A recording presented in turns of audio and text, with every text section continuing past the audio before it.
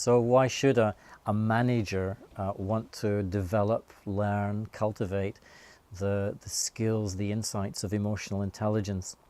And it's a very simple answer to quite a deep and complex question in terms of what's going on within us. But if you notice, whenever you react, you're not in control. It's the emotion that takes over. And most people's emotional reactions means their behavior, certainly their attitude towards others and their behavior towards others, is not going to be proactive. And what happens for a manager who's wearing one of their hats, obviously as a leader of others, what happens when they become emotional is that they're showing others, they're demonstrating to others how not to control yourself. And so three things happen when we become emotional in the presence of those that we're working with or those that we're living with. It doesn't really matter. And number one is that they get a sense of how to control you, how to control your feelings.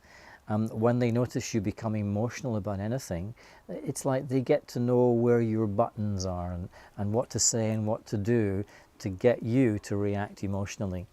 And in many ways, this is how we begin to develop what we believe is power over others, as we look for ways to get them to react. In a sense, in the world out there, there's a whole industry based on this very simple principle, and sometimes it's called marketing. But the second thing that happens that's going to diminish your ability as a leader when you become emotional is that when other people become emotional, you'll be more easily affected. Because your emotions are closer to the surface, then you tend to identify and join in with the emotional states of others. And so if they're losing control of themselves, it's very challenging to stand back and not join in to some degree and not affirm that their loss of control to their emotions is okay. But in a sense, as a leader, it's my job to help people to come out of their emotional state, to restore their clarity, to restore their rationality. And that's difficult because when I go down into an emotional state, we kind of both go down together.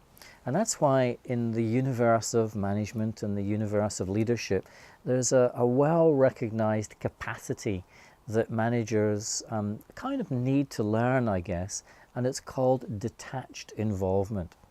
And it's those moments when you don't join in the emotional state of the other, and you're able to stay a little bit detached and cool, and yet very involved, yet still engaged with whoever is losing the plot around you in your team or your colleagues, etc.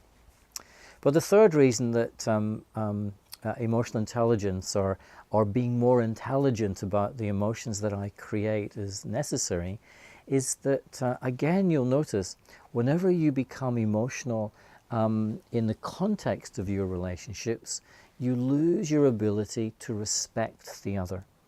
And that's usually because we tend to project outwards blame for the emotions that we feel. We tend to project responsibility onto the situation, the circumstances, or what the other person has said and done. And in those moments, we lose this capacity to give respect to those who are around us. And in a sense, the very foundation of our relationships, the necessity to make sure our relationships work, both in the workplace and in any context in life, is this very precious commodity, if you like, called respect. It is really the foundation of relationship. And so whenever we're emotional, then you'll notice that ability to be respectful, to give respect, it kind of disappears until the emotion settles down and we restore our calm, our stability, our inner peace, if you like.